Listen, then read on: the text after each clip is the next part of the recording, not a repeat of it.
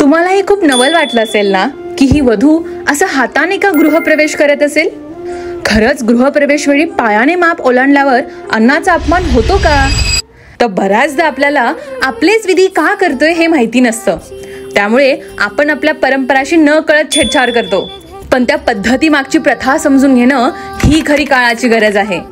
तर जेव्हा नववधू गृहप्रवेश करते तेव्हा तिला एक साधारण व्यक्तीचं नाही तर लक्ष्मीचा दर्जा दिला जातो.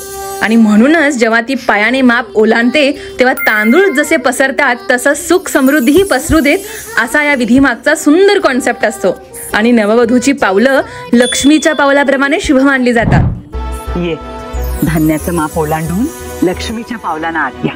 त्यामुळे त्याच वेळी तिच्या पावलांचे ठसे देखील उमटवले जातात. आपले विधी आणि परंपराचे खरे अर्थ माहिती असतील तरच ते जपले जातील. आणि म्हणूनच त्यामागची खरी कारणं आम्ही तुमच्यापर्यंत पोहोचवण्याचा प्रयत्न करत आहोत. त्यासाठी सबस्क्राईब करा वेडिंगरला.